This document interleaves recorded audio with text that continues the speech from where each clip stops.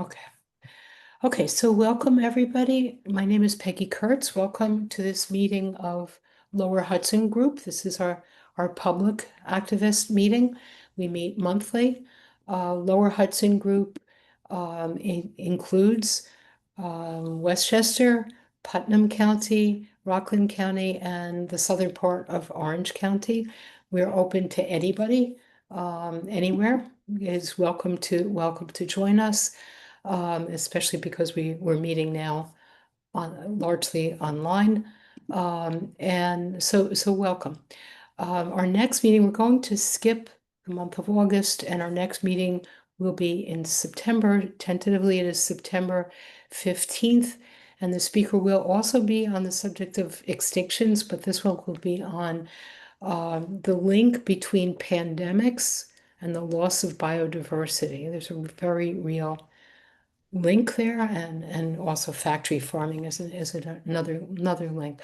So our speaker this evening will be on ecological overshoot, the connection between population and consumption and the loss of biodiversity and extinctions. Before we get there, I just want to speak for a minute about the Lower Hudson Group of Sierra Club. We cover local and larger environmental issues. We welcome your input for topics, local topics, or larger topics that you would like to cover. This evening, we have our speaker first, and then that will be followed by a brief presentation discussion of a local issue, a data center, a large data center that's proposed for Orangetown. We are trying to keep our meetings shorter, just respecting everybody's timing, just that everybody is attending a lot of meetings and it can be quite tiring. So we're trying to do a better job of sticking within our time frame. We definitely welcome ideas, and you can send them to me at rocklandclimate@gmail.com. This topic this evening is one in our series, a year-long series on the crisis of biodiversity, to really raise awareness about the crisis of biodiversity and extinctions. We've been trying to raise awareness and begin to get our minds around what is needed to address these issues. Earlier in the year, we had an introduction to the topic from I think it was the director of the biodiversity from the Center for Biological Diversity. We also had a speaker on dark skies, and another speaker on the rights of nature. We have sometimes had Zoom bombing in the past, so we're going to open up your microphones once we get to the discussion. But for right now, you should remain muted, but you can put your questions in the chat. And once we get to the discussion and the Q&A, we will open it up for you to speak. And at that point, you should be able to raise your hand physically or go to reactions at the bottom of the screen, and you can sort of digitally raise your hand. So now it's my pleasure to introduce our speaker, Stephanie Feldstein, or Feldstein, I'm not quite sure how she likes to say it. Stephanie Feldstein is the author of The Animal Lover's Guide to Changing the World and more than a dozen books on wildlife and environmental activism for children. She is the Population and Sustainability Director at the Center for Biological Diversity, where she works to address the underlying drivers of the wildlife extinction crisis. Stephanie? Thanks, everyone. It is Stephanie Feldstein. You got it there. I'm going to go ahead and share my screen. Great. And then it should let me go. All right. Hopefully you all are seeing my presentation now. So I'm going to just jump right into it. We're seeing it, I think, in presenter mode. I think you want to put it in,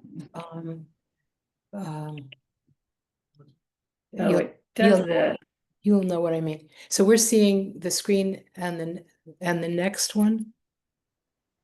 Yeah. You want to put it into And now, slideshow. yeah, it's in slideshow, and for some And reason then it's just click on giving, from the beginning. yeah, that's what I did, and that's sending it to my screen, not yours. And I'm trying to remember how to flip it back the other way. I mean, at the worst, it's okay. And you might want to like sort of drag the panel over a little bit to the left so that it's bigger. But if you can click on from beginning or from current slide. Yeah, no, that's, oh wait, I think it might be this. There, that's the one.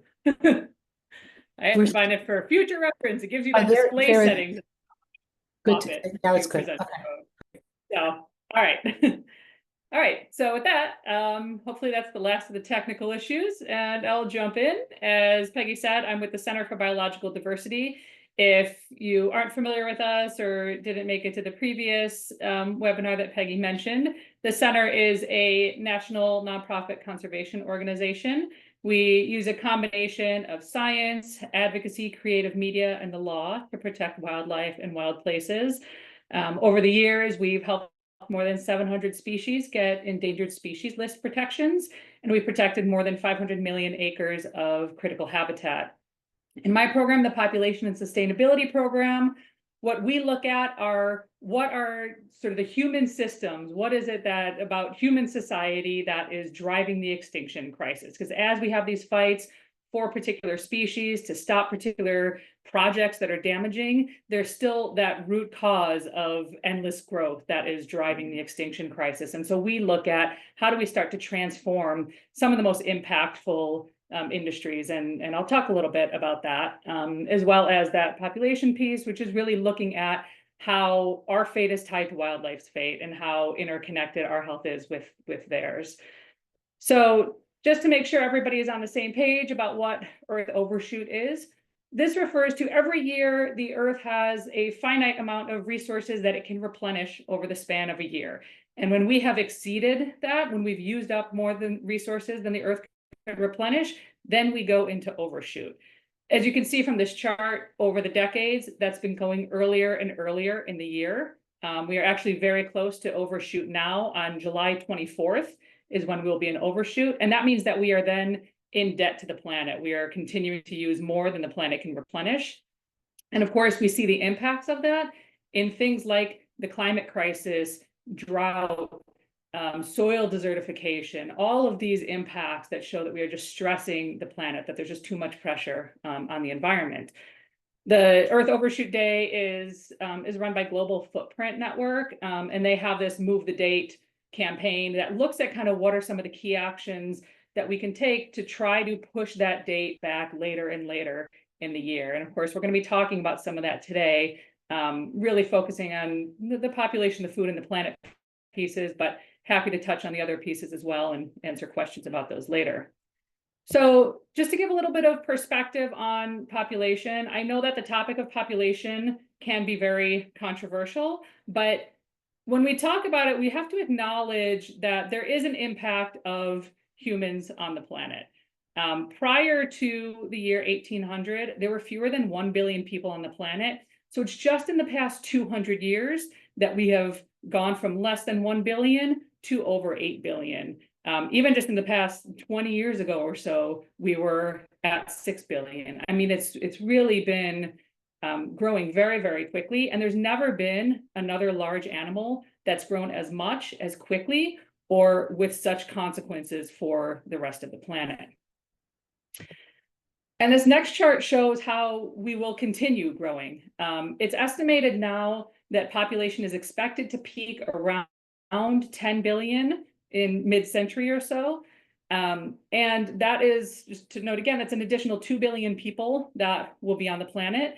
And even though there's a lot of news out right now about declining birth rates, it's true in some areas, not true in other areas, but even as the rate of growth slows, growth continues because of population momentum, right? So if there are people who are having fewer children now, there's still more people having children than there were a couple decades ago. So it takes a while for those demographics, that population dynamic to kind of catch up with itself before population growth stabilizes, and then either stabilizes or starts to decline. But again, that's not expected to happen until mid-century. So right now, our population is still growing. And the reason that this is relevant to the core topic of the extinction crisis is that as human population has grown, we've seen a similar curve in how wildlife extinctions have also increased over that time period. And we'll talk about why that's not a coincidence. Over the past 50 years, as human population has more than doubled, wildlife populations have declined by an average of 73%. And you can see on the charts here that it's not 73% across the board. There's some variation of different types of species in different regions. A lot of that has to do with which species are most vulnerable, which ones are facing the most threats, also species' ability to adapt, whether or not they have protections. There are a lot of factors that go into the rates that populations decline, but there is an overall trend that's very clear. This information, by the way, is from WWF's Living Planet Index that they release every couple of years. And scientists have determined that if we continue on our current trajectory, 1 million species are at risk of extinction in the coming decades. A third of species on the planet could go extinct by 2050 just due to climate change. And climate change itself isn't even the biggest threat to wildlife. The biggest threat to biodiversity is habitat destruction. And this is because if wildlife don't have a place to live, to recover, and to thrive, anything else we do to try to protect species is ultimately going to be fruitless. So that's why protecting habitat is so critically important. And the leading driver of habitat destruction is animal agriculture. It uses up more land than anything else on the planet, both for growing feed crops and for pasture land. And then, of course, there are other pressures on habitat as well, including fossil fuel development, logging, in addition to the urban sprawl, of course, and in addition to the direct destruction, there's that habitat degradation that can happen through climate change, invasive species, and other factors that can make habitat unlivable for certain species. And of course, as our habitat has expanded, it has led to wildlife trying to figure out how to coexist with us, some doing so more successfully than others. In a lot of places, there are coyotes in almost every major city in the US. In England, you see a lot of foxes in cities. You see bears in a lot of suburbs. I know you're all familiar with this out east. I live in bear country as well, out in the Pacific Northwest. And of course, when wildlife, we've built on their habitat, but when they come into our habitat, it often doesn't end well for them. And I do want to point out that picture in the middle is a picture of the border wall in the Southwest. And as you can see, even though people aren't living in this particular site, it fragments the habitat, which is just can be equally devastating for species. And to mention a few of the other impacts, like I said, habitat destruction is the greatest threat to biodiversity, followed by climate change and the introduction of invasive species. Invasive species can just outperform other species, outperform native species, which can be devastating to them and then have a cascade effect throughout the ecosystem. The picture in the middle is a bumblebee, and a lot of people think about bees being particularly affected by pesticides, and they absolutely are. But one of the other threats to native bumblebees are actually honeybees, because they can come in and outperform the bumblebees. And honeybees are essentially livestock. They're another product of our industrial agriculture system that can have an impact on wildlife. Other impacts include things like that border wall is not the only example of infrastructure. We have not just our cities, but everything that connects us as humans has an impact on wildlife habitat. So that includes things like power lines, the whooping crane pictured there. One of the big threats to them is collisions with power lines. We see a lot of threats from roads. Florida panthers, for example, one of their big threats now is actually being hit by cars, the remaining population. We can see a lot of fencing can, break up habitat in damaging ways, can give preference to predatory birds, which can affect other vulnerable species. So there are a lot of different ways that that the way that humans build and have our, our imprint on the planet affects other species. And of course, that California condor there, one of the big threats to them, they're a great success story of a species that was critically endangered, brought into a captive breeding program, and is now reestablishing in the wild, but they're still very threatened by lead poisoning in particular. And that's because hunters will shoot an animal, they may lose the animal, they may choose to leave the carcass out there. And as vultures, when the condors eat the carcass, they can get poisoned by the lead.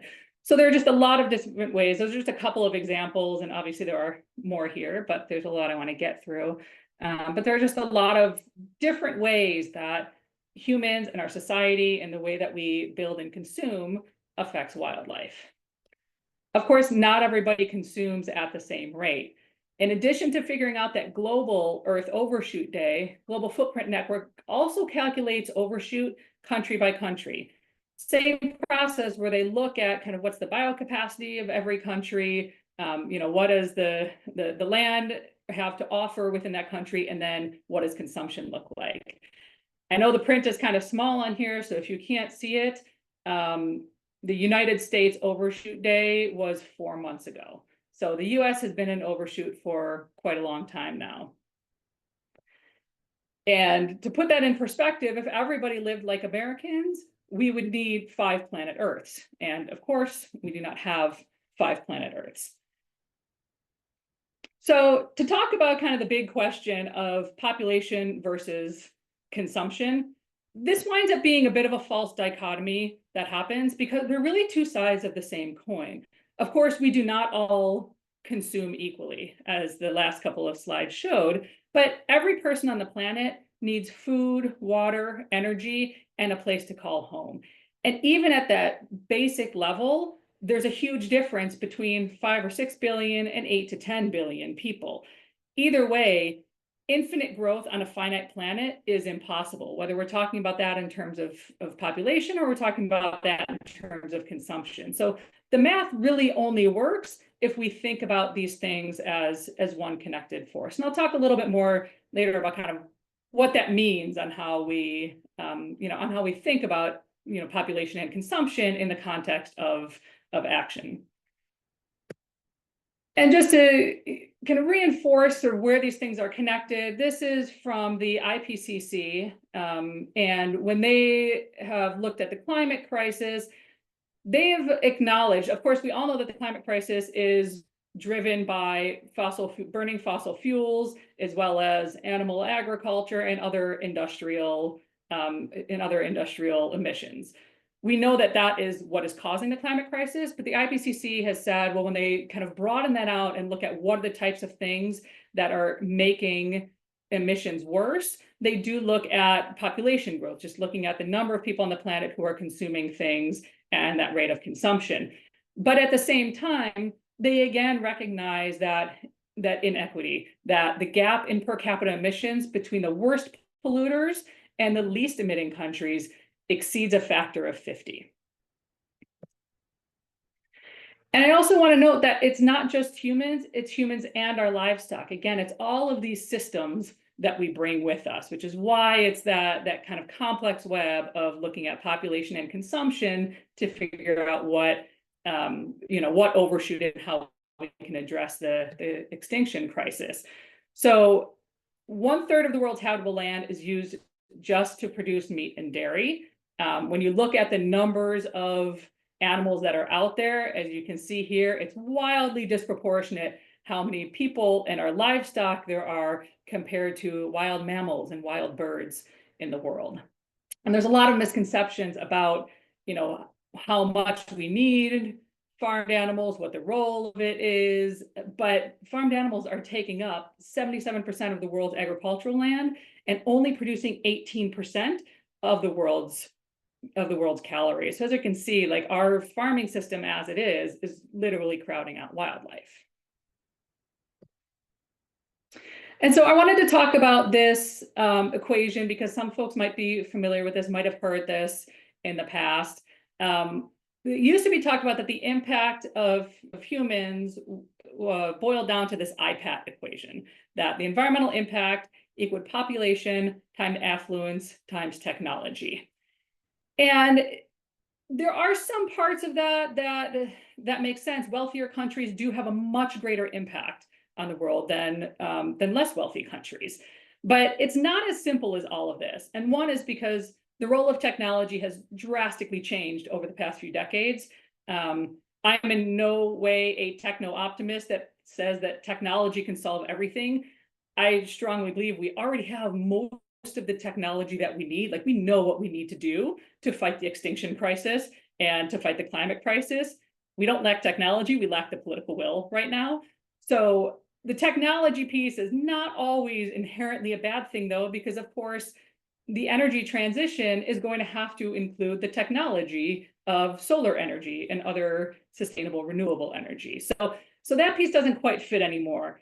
The affluence piece, increased wealth does absolutely increase consumption, but there are some places in the world that it's important to acknowledge that consumption has to increase.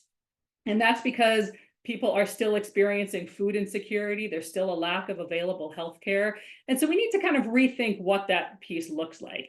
And it's also not necessarily affluence alone. A lot of it is driven by the way that affluence is tied to this growth mindset of capitalism and exploitation, right? And that's where it really becomes an even bigger problem. So it doesn't quite fit into the equation the same way, depending on how you're talking about affluence. But the biggest thing that's missing from this equation is that it doesn't account for issues like conservation.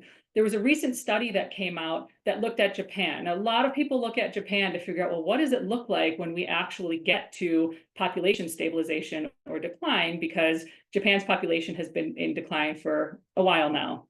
And so a lot of folks look there to say, well, how are they adjusting to the demographic shift of now having an older population and fewer young people? And how is that working for their economy and caring for each other and all of that? But this study looked at, how did this impact conservation? Because a lot of times there's an assumption that if there are fewer people on the planet, it is automatically going to be better for the planet. And this study found that that's not necessarily true. And that has to do with the way that people consume. Because you can have fewer people, but they can still be expanding. They can still be using extractive technologies, creating a lot of waste, not exploiting wildlife. So you can still have all of these factors that harm biodiversity. And that's where it's really critical if we're thinking about what adds up to human influence, and how, more importantly, how do we need to take action to turn the tide on the extinction crisis? It has to include conservation measures. You can't just count on shifting consumption or shifting population alone. We have to intentionally try to protect wildlife. I just wanted to give a real quick case study from the US looking at the Great Salt Lake. Some of you may have read about this. There have been a couple articles about it in the past year. And the Great Salt Lake in Utah is a very fast growing area of the country, and about 3/4 of the population lives around the Great Salt Lake. Great Salt Lake is also relied on by a lot of wildlife. This imperiled bird, the Wilson's phalarope, they're a migratory bird that stops at the Great Salt Lake along the migratory path. And their populations have fallen 70% since the 80s. And part of that is because the Great Salt Lake its water table has been dropping in recent years. It's been overexploited. Part of it is due to population pressure. A lot of the water is used for agriculture. And the combination of these pressures on the lake have meant that as the lake drops, it is, as with its name, a salty lake. It changes the salinity. It is affecting the smaller creatures like brine shrimp in the lake that birds like the Wilson's phalarope need to survive. This also ties into what I was mentioning earlier about how our health is tied to wildlife's health. The Great Salt Lake, as it drops, the lake bed is becoming exposed. The lake bed naturally has these toxins in it, including things like arsenic. And when that lake bed becomes exposed, that can turn into dust that then blows into this very populated area. So it's just a real-time example that, that we're fighting for right now that affects the local communities, both wild and human. So how do we move forward from here? There are a few key themes that I really want to focus on, and then I'll talk about some of the key actions that we can take as individuals. The first one is that global action is a necessary part of this. There's a lot that I will talk about that we can do as individuals more on the local level, but it is important to keep pushing for this global action. As we know, the climate crisis is a global issue. The extinction crisis is a global issue. Often the people and places that are most impacted are the ones least responsible for it.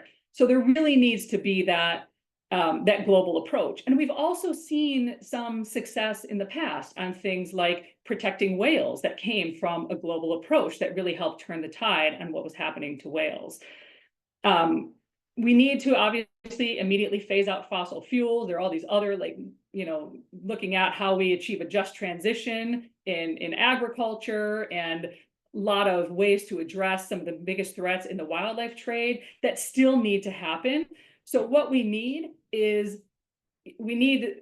global action that comes with enforcement that's not just empty promises.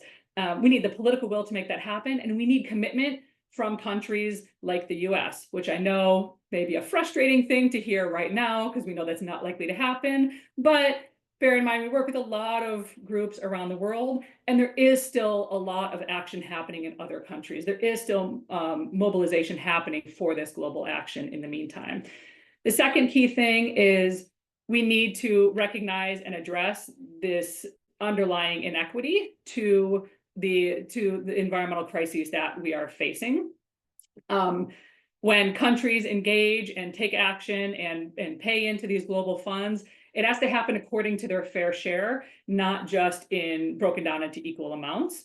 And it's also really important when we think about more local actions to start to kind of bring this into what can we all do, is that not everybody has equal access to sustainable lifestyle choices. I know this is really obvious to a lot of people when you think about things like solar panels. Not everybody can afford to put solar on their house and get off of fossil fuels. Also, not all roofs are equipped for it. Some people live in multi-family housing. There are a whole lot of reasons why people can't make that switch. It also happens on smaller levels, even when we think about eating a more sustainable diet. Not everybody has access to grocery stores or can afford healthier food because it's often more expensive because of subsidies. So what we work for when we look at how to create policy change is how do we make the sustainable option the default so that it is available to everybody. And then finally, another one of those areas where we see this false dichotomy is that only systemic or only individual action matters. And the truth is that both matter. We need to be able to take action as individuals to align our lives with their values, to create that community level cultural shift, to put pressure on the market, to put pressure on policymakers. And all of that matters, and all of that is necessary to create systemic change. So the first set of actions that I want to talk about of how things that you can do in your own life. As we talked about, when we look at Overshoot, it's not just any one thing. There are big pieces of it around energy and agriculture, but we're also, again, talking about 8 billion people on the planet who are all consuming things at various levels. So one of the things we talk about is practicing conscious consumption in your own life. That doesn't mean you can never buy another t-shirt again or anything like that, but it does mean to take that step back and think about, what is it that you really need? Is there a better way that you can source it? Are there better materials for it? And also to look into buying secondhand. There are a lot of interesting things happening around secondhand right now as well. It's not just for clothing. We've been working on some pilot projects around libraries of things. And I don't know if there are any in your communities, but these are great. They work like book libraries where you borrow a book, read it, you return it, somebody else can take it. But this is for like durable goods. So think about things. If you need tools for a special project around the house or supplies for a party that you're throwing, these aren't necessarily things that you're going to use over and over and over again. And so a library of things is where you would be able to borrow that thing that you need, use it for your event, and return it for somebody else. Of course, this keeps those things in circulation longer, prevents the raw materials and energy and water being used to create new things, and also makes them accessible to people who might not be able to just pay outright to purchase those kinds of things they need. The second piece is replacing single use with reuse. I'm pretty confident that we all know how bad plastic is, but a lot of times we see these, these responses of just replacing a plastic straw or carryout container with the same thing just made from another material. And the other material might not be as bad for the environment as plastic, because of course, plastic is derived from fossil fuels, stays around forever, is full of chemicals. But when you start to add up the impact of a cardboard carryout container that, again, is being used, hundreds of millions of them being created, taking the raw materials for it, the energy that goes into it, and then being thrown away, it still has a massive impact. So one of the things that we're really pushing for is creating more reuse systems. There are some policies that we're working to change that are state by state that look at how much are restaurants allowed to use reusable containers, or can you bring your own items to a bulk grocery store? But even where those things might not yet be allowed, there's a lot you can do in your own life to think about what are you using day to day that a reuse thing that you might be able to shift to, to thinking more in terms of reuse instead of just like recyclable or made with recycled products. And again, I mentioned this a little bit, the reducing meat and dairy consumption. There are a lot of things about our industrial food system that are unsustainable, but reducing meat and dairy consumption has a far greater impact than any other choice you can make, including eating a completely local diet, including eating a completely organic diet. Like, the impact of animal agriculture on our food system is just so outsized that that's the biggest thing you can do. And then the last thing on this slide is the community-driven economic models. And when we talk about alternative economies and we talk about the idea we really need to shift away from this capitalist growth model that we have, it's a very big, overwhelming topic. But there are already these models in existence that support people and the planet over profits. And these are things that are in our society, but kind of work outside that capitalist system. And these include things like your food co-ops, your credit unions, land trusts, mutual aid groups that you might have in your community. And these are all examples of things that can help us shift towards a more sustainable economic model. So the next piece is changing the narrative. And as I've talked about a little bit, a lot of this is talking about these issues, helping elevate the importance of the extinction crisis and the interconnection between all of these issues. Just like wildlife live in these really complex ecosystems, so do we. I mean, of course, we live in the natural ecosystems as well, but our society has its own ecosystem where all of these pieces of health and equity and education and human rights and economic justice are all interconnected in creating a better future and in making a more sustainable future feasible. So recognizing that and helping people draw those connections is a really effective way of meeting people where they are with the things that matter to them and the things they care about, as well as building community power and creating that political will for change that we need in order to advance these more sustainable options, change the way that we consume things and how we consume and what we consume, as well as getting those environmental protections in place that we need to save wildlife. And then this is the piece where, kind of talking about that impact. When we talk about population, there is no part of the conversation that's talking about population control. What we talk about is that interconnection between human health and environmental health and how these things are really deeply intertwined. When we look at, for example, that pyramid, that's just a way of illustrating that we see this increased growth. And at the same time, we're seeing these increased harms to communities, oftentimes caused by climate change that was driven by that increased growth. And then we see these consequences of that are affecting the most vulnerable populations. It increases health disparities, it worsens food insecurity. Obviously, it's devastating to nature and biodiversity, and it has a disproportionate impact on women, gender diverse, Black, Indigenous, and people of color. And so that's why, as one of the things that we push for is to really engage the environmental community in some of these reproductive rights and justice and health equity conversations. That map shows where there are essentially contraceptive deserts in the country. Access to healthcare is not equal. And you'll see in a lot of those places, especially this time of year, you can see places where hurricanes will hit. You can see places that are experiencing flooding and drought and wildfires that already people are struggling to get reproductive health care. And when those disasters hit, it becomes even harder for them. So when we talk about advancing health and equity, we're really talking about advocating for reproductive justice, which is defined as the right to have children, to not have children, to have as many as you want, and to be able to raise them in safe and healthy environments. And so those are the pieces where it really comes together.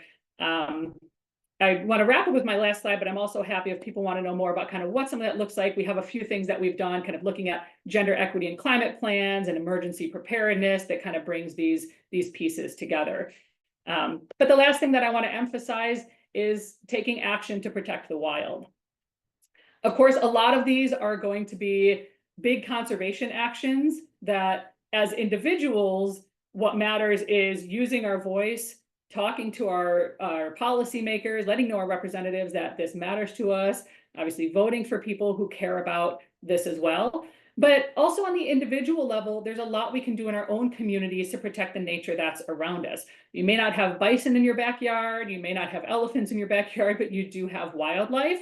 And scientists are increasingly recognizing the importance of these micro habitats, of looking at how do you create these smaller patches. Like you hear stories of people who are transforming their lawns into native plants, who are planting gardens that are all pesticide free, pollinator friendly plants. And that's a way of helping the pollinators, bees, butterflies, the birds, the smaller wildlife around us to have places of respite in our more urban environments.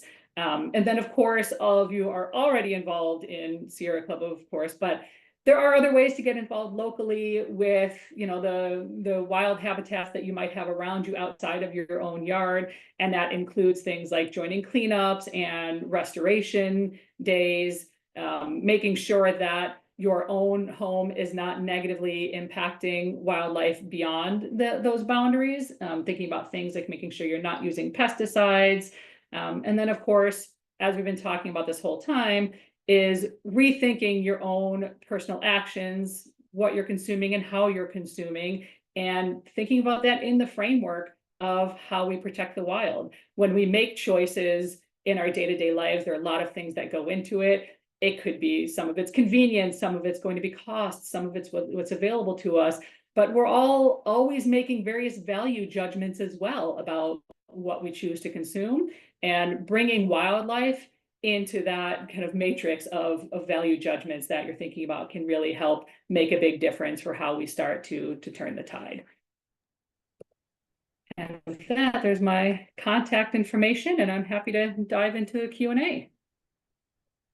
Thank you so much, Stephanie. This was really very, very informative.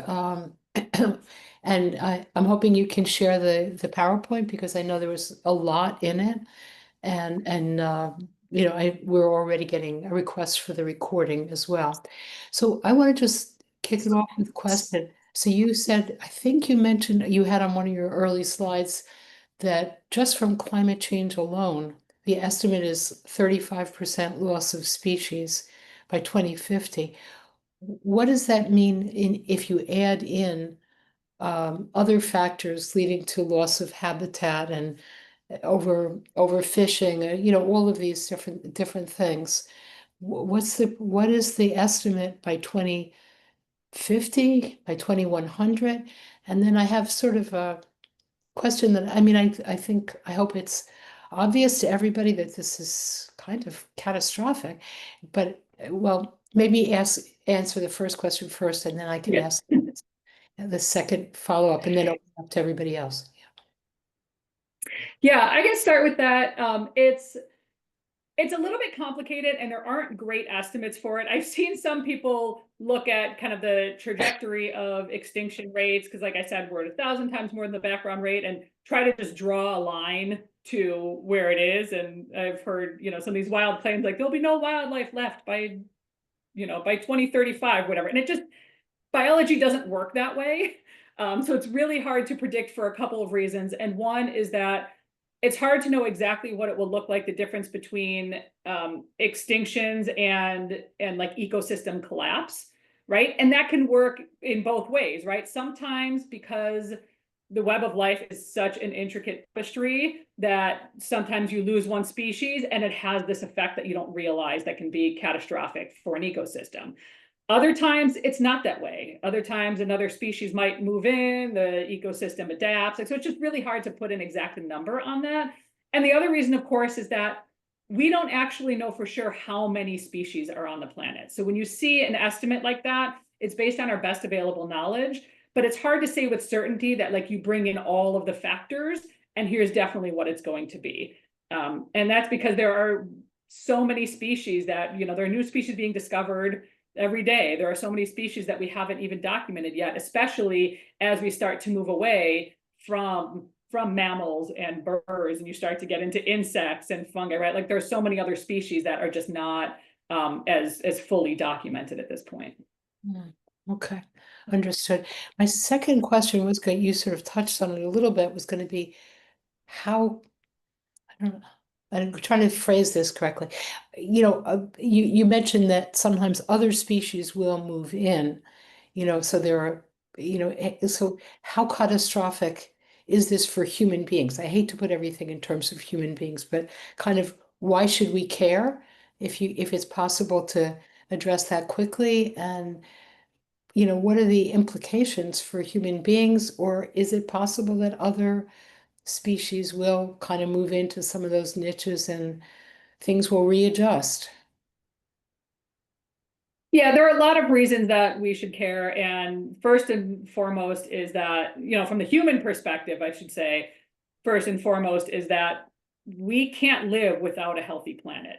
And it's the way that species interact and work together to create these healthy ecosystems that make it possible for us to live healthy lives. We see this, for example, like pollinator declines are really scary, not getting enough attention, but 1 in 3 bites of food that we grow happens because of pollinators. So that's a thing. And honeybees cannot fill the gaps that native bees provide for a lot of the foods that we grow. And that's one example. Also looking at water, a lot of people don't really pay attention to freshwater mussels. They're fascinating creatures. A lot of people are like, oh, they don't really do anything. They sit at the bottom of the bed of the lake and stream, river and stream beds. But what they do is they filter an enormous amount of water and they keep that water clean and healthy. And that is water that human communities depend on as well. So there are all of these ways that we depend on biodiversity. And of course, there's the impact that as we lose forests and grasslands and wetlands, we're not only losing the incredible biodiversity there, carbon sinks. So they emit greenhouse gas emissions, and we lose that benefit when they're developed, when we lose them. But then we also lose that carbon sink where they would have been absorbing it and turning it into breathable air for us. So there are a lot of ways we depend on it, but also, I know that you agree with this as well, but we feel really strongly that there is that inherent right that wildlife has to exist and that the world is a far poorer place as we lose species. Not just for their own value, but also there is so much value to what they bring to our lives beyond those things that are often commodified as ecosystem services. They just have such a rich place in our culture and in what it means to be human as well, because we're part of those ecosystems too. So that's good, the cost to humans. That piece about other wildlife moving in, like that's still a big question mark though, right? Because we don't always know if a species will move in that can replace the exact function of a previous species. When we lose species in, say in rivers that are critical to keeping those rivers balanced, to keeping those rivers clean, other species might move in, but sometimes it's toxic algae that moves in. So it's just not a great way to kind of predict or to count on that. The best thing that we can do is try to protect these native intact ecosystems. So I have other questions, but I want to address everybody else's question. I do see there's a question from Larry. I don't quite understand your question. You should be able to unmute yourself right now. I know something about, can you share the document about something about maybe agriculture. I didn't quite understand it, but the Oh, PowerPoint should be, yes. Do you understand it, Stephanie? thank you all. I'm sorry. Go ahead. Yeah. So thank you. About the agriculture. So yes, Yeah. later document did address my concerns with change. So thank you. I think you're breaking. Yeah. Yeah. Okay. Did you hear the question? Fine. Good. Yeah, when I send you the presentation, Peggy, I'll send you some other links to share as well. I have a link for people who really want to get into it. We worked with groups around the world to create this roadmap for a just transition. And that kind of white paper on why we need this talks a lot about the impacts of of animal agriculture and what it would look like to move to a more agroecological system and how we start to shift away from industrialized production. I could send that along, as well as some of the other things I mentioned, like what libraries of things are and some of those climate and health connections as well. So I can send you a bunch of links and you can share those along. Okay. You. Other questions from others? You should be able to either raise your hand or put a question in the chat. Okay, if other people don't have questions, I'll keep going with some of my questions. Why do you think this topic is so hard to address for so many people? There are a few reasons for it, and one of them is because population as a topic has been used in the past to justify some pretty horrendous actions. It has been used as a tool of oppression. It continues to be used as a tool of oppression, and I should say, misused in that way. And I think that it's important to acknowledge and recognize that, and that there's good reason why there are a lot of sensitivities around the population topic. But at the same time, when we look at this, especially, we're a wildlife conservation organization. When you look at any other species, you look at things like carrying capacity and has the population of a species grown so much that it is, out competing everything else, that it's, destroying the ecosystem, right? I mean, we saw this in Yellowstone when there were no wolves and the elk were starting to destroy the vegetation. And I mean, you see it in all different ways. And I think that we can't ignore that from a biological perspective, 8 billion people on the planet has an impact. So I think that that's why we feel so passionate about that we need to understand what population dynamics mean. But I think that's where it's really important that we don't assume that population itself is a solution to our ecological crises. Population is a long-term issue. Dynamics change over time. It takes, even if we were to make sure everybody on the planet was able to choose how many children they wanted, as we've seen in the past, that often leads to smaller families. We still wouldn't see the change of that in population growth for decades. And we don't have that amount of time to address the climate crisis and the extinction crisis. So it's often referred to as it's a long-term mitigation tool, but in the short term, the solutions that we're pushing for are these things like recognizing the connections between environmental health and reproductive health, reproductive rights and justice, gender equity. These things are critical for that short-term resilience because they're so tied into how we build stronger communities and also how we improve conservation. Just two sort of quick things to throw out is that there have been studies that have shown that countries with greater gender inequality have poorer environmental performance. And on the flip side, we've seen that when women have opportunities and are in leadership positions, that often there are more conservation efforts being put forward. So it's really valuable both on the individual and the community and the larger conservation level to make sure that we have this reproductive health and justice and gender equity and really focus on that lens, even as we understand sort of the larger context of population pressure. I'm just looking for more questions in the chat. I do see a thank you. That's very thoroughly documented. Okay, Susanna Glidden, Hi. do you have a question?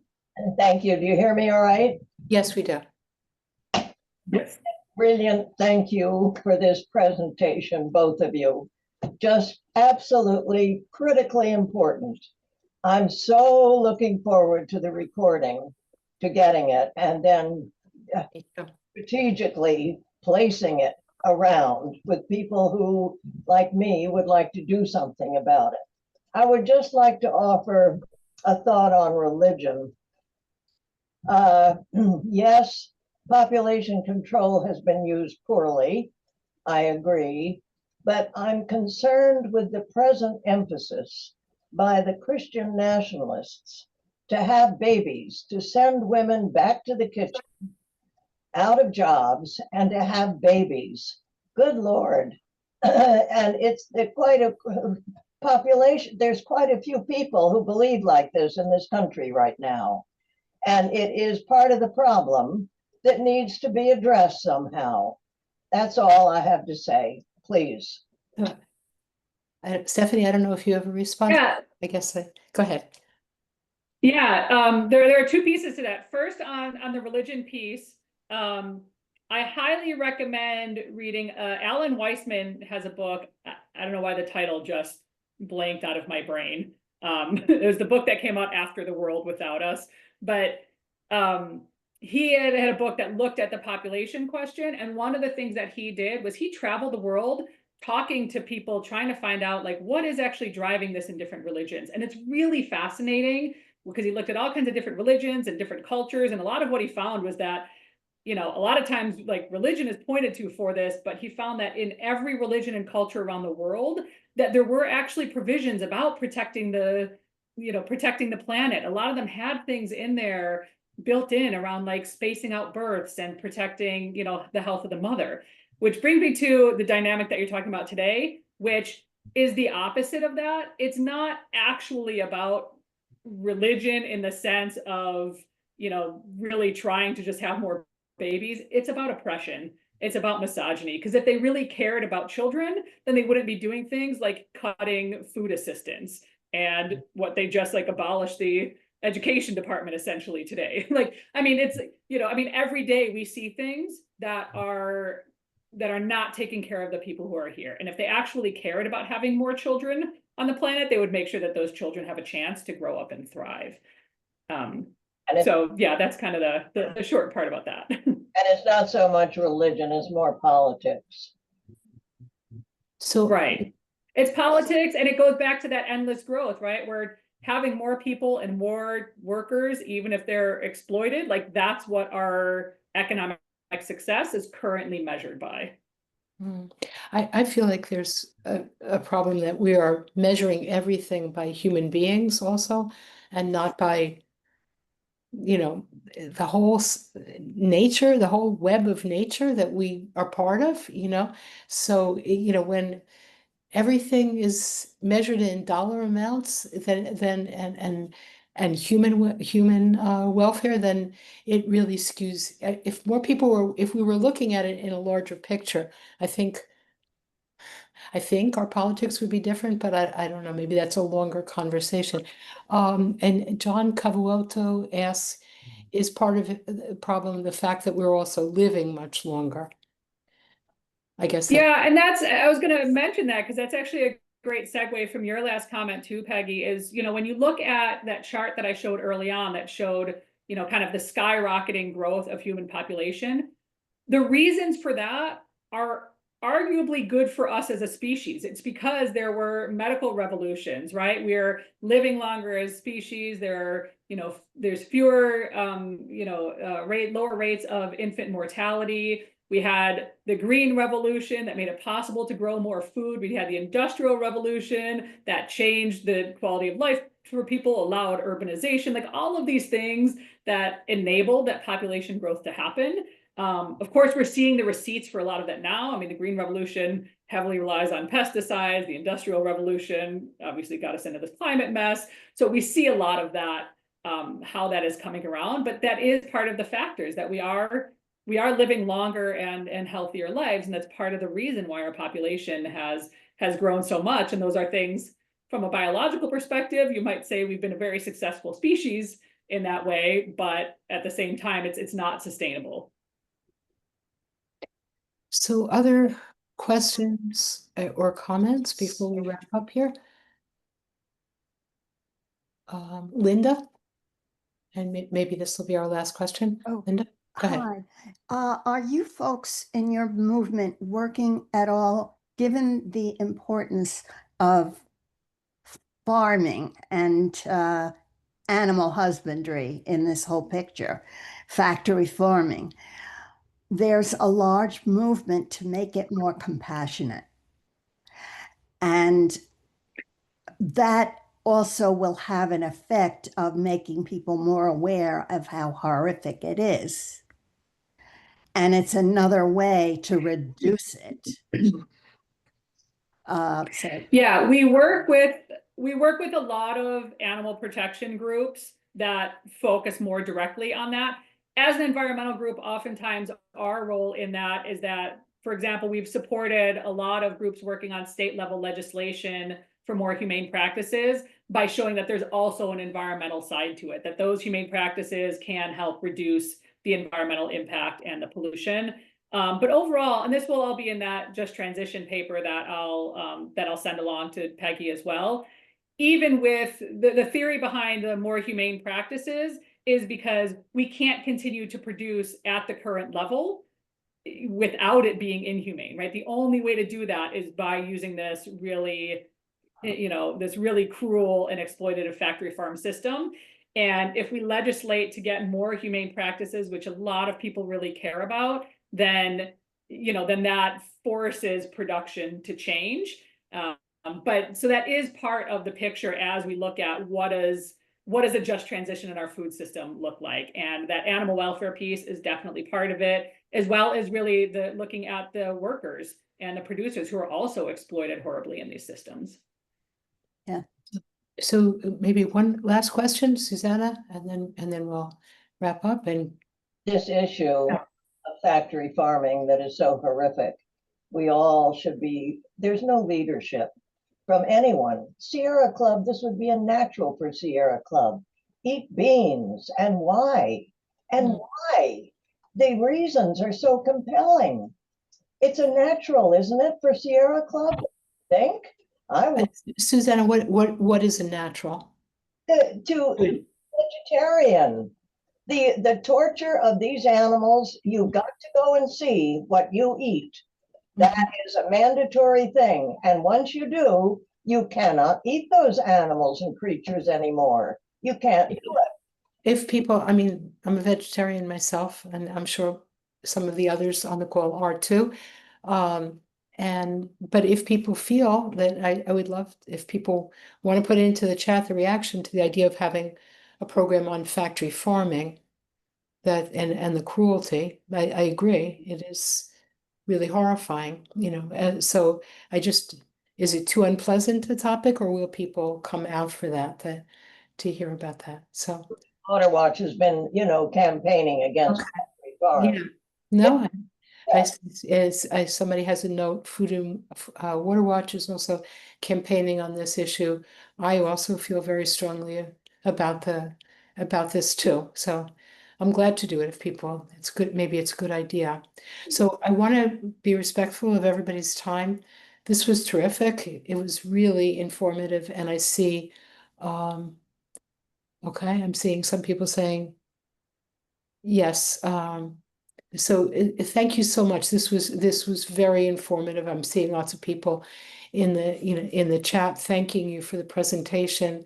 I look forward to watching this again myself because I think it was very informative. So thank you so much. Thank you all for having me. It was a great discussion. And like I said, I'll share the slides and my contact information, and you all can feel free to reach out anytime. I don't go away. Okay. So I don't go to the audience, but Stephanie, thank you very much for your time.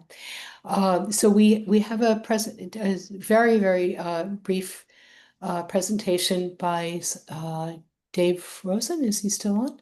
Yes, he is. On a local topic. This is local to Rockland County, and it's about a proposal for a very large data center. Before we get to that, I just want to mention a larger topic in case there are people who want to drop off because they don't. The truth is that the topic of large data centers is really relevant for all of us, but this particular proposal is for Rockland County. Before we go to that, I just want to mention very briefly that the EPA has been considering another topic that's relevant to many of us is PFAS chemicals. And so we've been working on this issue for quite a number of years because in Rockland, almost nearly all of our water is contaminated with PFAS chemicals. But there are also communities in Westchester and in Putnam that also have contamination, sometimes quite a bit. And so the EPA had added on, Stephanie, you're welcome to stay on, but I meant when I was kind of trying to let you go if you wanted to go, but you're definitely welcome to stay on. So the EPA had passed new regulations, had finalized new regulations. Oh, I'm trying to think, it was a year or more ago. And maybe Stephanie even knows how long ago. It was at least a year ago. And then there was a period of public comment. It went through a period of public comment. And with the Trump new administration, they had said, oh, they wanted to reconsider those new drinking standards. These are maximum contaminant levels for PFAS chemicals in drinking water. And they were under reconsideration. There will be a meeting of the National Drinking Water Council that advises the EPA on these standards. It would be a real shame if they pull back on these. Obviously, we know they're pulling back on just about every environmental measure. It would be a real shame. I'm sure they're getting pressure from the chemical industry and probably from utilities as well. So it's July 28th, I believe it is. And there's an opportunity for public comment, and people who live in affected areas are being strongly encouraged to speak at the hearing. I'm planning to speak. I'm glad to confer with anybody else who wants to. And so I think the best way, I don't have the information. I'll try to, while Dave is speaking about the data center, I'll try to drop it into the chat, but you can also contact me and I'll put my email in the chat. It's rocklandclimate@gmail.com. You're welcome to contact me. I really, I'm glad to help people put together their comments. It's a maximum of 3 minutes. So any questions about that? Okay, so if not, I want to introduce Dave Rosen, who is one of the people leading a group with I think it's called the Bi-State Data Center Crisis Coalition.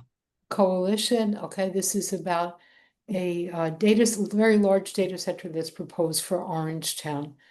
Okay, Dave, take it away. Thank you, Peggy. Dave, we have Thank you. 5 minutes for you to speak, and then another 5 or 6 minutes for discussion. We're trying to wrap up by 8:15. Okay. Terrific. Thanks again for the opportunity. For those of you who have heard this before, we did have a short presentation last time, but I'll try to be cognizant of everybody's time. So this data center that Peggy is mentioning, part of it has already been built and actually was already commissioned in the last several months. There was a 150,000 square foot data center that was built on the shore of by the water of Lake Tapan, which of course many of you may know is a reservoir that basically is part of the Hackensack River system. It also it is a fresh water, of course, as a reservoir, and managed and owned by Veolia, which is a major water company. Some of you may, those of you in Rockland County, perhaps in other counties, may also pay your water bill to Veolia. Essentially, a data bank, which is a huge private equity-based company headquartered in Dallas, Texas, bought a 34-acre property and basically built this first section, which is now operational, as I mentioned. They just in January announced that they are going to propose to build another 150,000 square foot data center. It's actually 146,000 square feet, plus a new 72,000 square foot substation on that same property, along with open equipment yards, 12 generators, 60 HVAC units, and of course, all of the power and energy resources that are of such great concern relative to these massive type operations. This particular data center is even more of a concern than the first one, because on this 34-acre property, which again is on the lake, there is actually wetlands. And the New York DEC recently evaluated the wetlands and determined that they are Class 1 and Class 2 wetlands, which Class 1 is, just for those of you not familiar with it, are the highest rating of wetlands, considered the most unusual and important to the environment.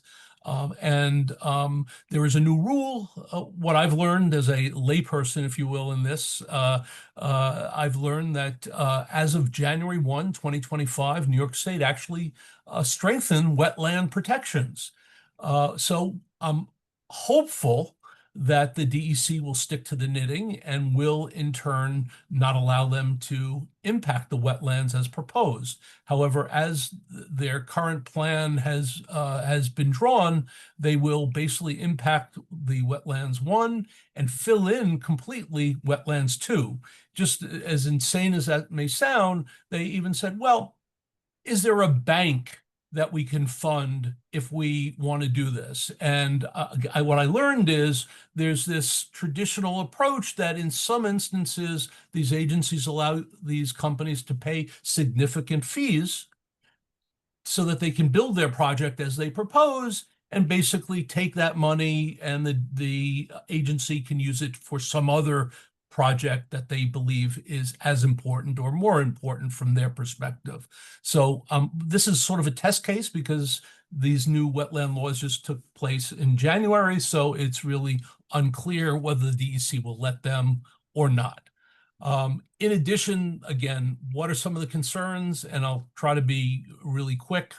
Obviously, water is a big concern, both the potential contamination from the many toxic materials that are in a data center and the proximity to the lake.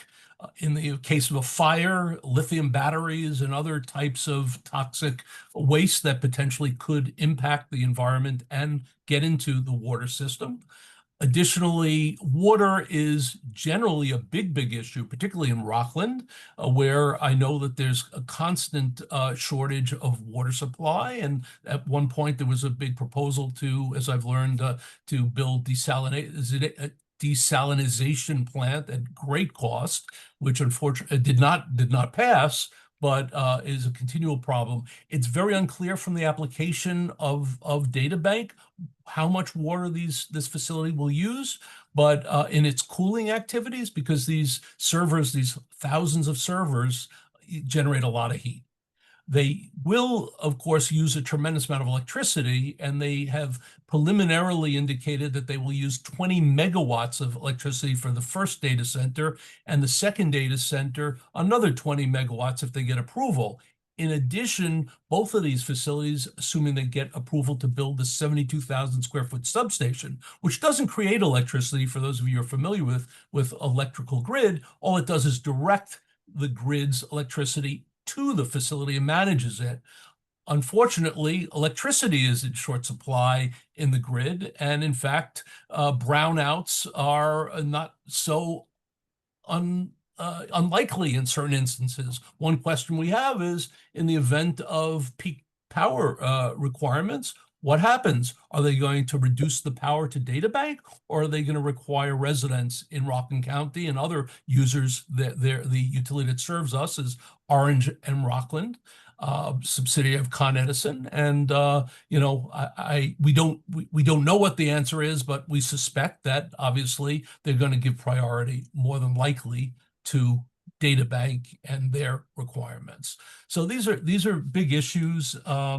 the electricity demand of this facility at maximum potential with both data centers operating could be from the materials that DataBank has distributed as much as 90 megawatts. For those of you not familiar with this, is 1 megawatt. In terms of reading articles about this, can basically light up about 750 to 1,000 homes on average. So if you have 90 megawatts, we could just do the math, and 90 megawatts times 750 even, it's a lot. And Rockland County only has 110,000 homes, just to give you an idea. So you can do the math. And again, it looks like between these facilities and the other data centers that Orangetown has been encouraging to build and already approved, and which have already been approved for expansion in some instances, there's every likelihood that they will actually surpass the actual demand and requirements of all of the homes in Rockland County. And it's not clear where all this electricity is coming from. So, Dave, yeah. Dave, I'm sorry. We're trying to be respectful of everybody's time. Yes. You want to Okay. talk So about let me basically then say, we have a a website. I apologize. I sort of hit the send button earlier by mistake. So apologies, but I did put the website. It's datacentercrisis.org. If you go there, you can subscribe at the bottom of the website. There is an upcoming meeting next Wednesday at Orangetown. Those of you who have the time or are close enough, please come. And there is a 3-minute timeline where you can come up and explain. And you could also, I put in the chat, email that you can write to the Orangetown Planning Board. Really appreciate any support that you have a question here from Susanna. Yes, please. Is this data center for crypto, Bitcoin? I don't believe that's not the primary, according to a purpose of this data center. This data center has been listed by DataBank as a co-location facility, the first one. And what that effectively means is it provides backup support and other support to core businesses in and around the New York metropolitan area that work with them. They've leased most of the facility to a major data center company called CoreWeave, which is a public company. You can go to the Yahoo Finance and read about it, but it's not per se related to Bitcoin. Thank you very much. You're very welcome. And I have to say the first thing that kind of drew my attention to it is the water issue. Because we do have limits to our water supply in Rockland County. So that's the issue that kind of, but there are, I think the reservoir is a drinking water reservoir for northern New Jersey, Veolia's customers in northern New Jersey. And, I think it should be the policy that to protect the watershed around any drinking water reservoir. So I think that's a real concern too. Linda, and then maybe we'll try to wrap it up. Yes, Linda. Very quickly, what on earth is the justification for putting this plant in? With all of the detractions you've mentioned, which I'm sure are valid, why does Orangetown think it wants to approve this? Okay, good question. Why are they trying to attract these centers? It's an excellent question. The Orangetown, their perspective on it is this doesn't require schools, doesn't bring a lot of traffic, and it generates income for the county and for the town.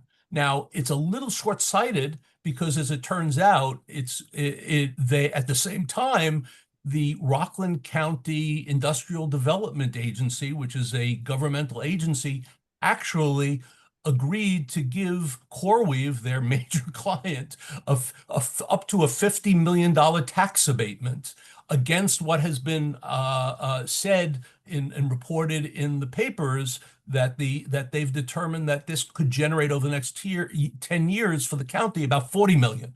So if you're going to generate 40 million, but you're going to give 50 million to these huge companies, it's sort of economics 101 doesn't seem to work too well. But that is why Orangetown actually decided to approve this, even though Rockland Planning Board, which is the county level planning board, declined it unanimously. But apparently the political rules are that a town has the rights with a majority plus one to overrule the county's determination. Right, This little Orangetown, Yeah, we have home rule. yep, Yep.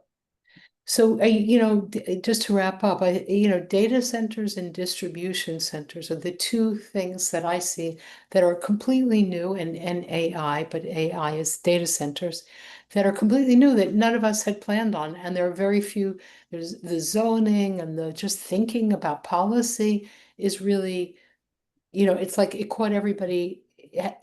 The development has kind of outpaced the thinking on policy. So that it's a real problem. Yeah. So, okay. So that is July 23rd. I think the time is 7:30 correct. and in Orangetown Town Hall. And you can come and listen, raise points. If anybody, we will be sending an alert to our Orangetown Sierra Club members, I believe later this evening. And yeah, and I'm glad to answer. Really, the person to answer questions is Dave. And Dave, do you want to give again the Sure. website? Well, again, we have a website that has all this up-to-date information with the address and also the email address that you can send. If you can't come, please express your opinion, and the planning board will include that in the package, and they'll read that to the group. If So you do come, you'll get 3 minutes basically to talk. This Right. is your typical. And the one piece of good news that I'm understanding is that will be doing a full environmental review. Well, that's not yes Not and yet. no. Not- So Not yet they adopted. they for the first project, they sort of sneaked in that project under what's called unlisted action under the environmental rules, which really a project of this size really should not have been classified as that.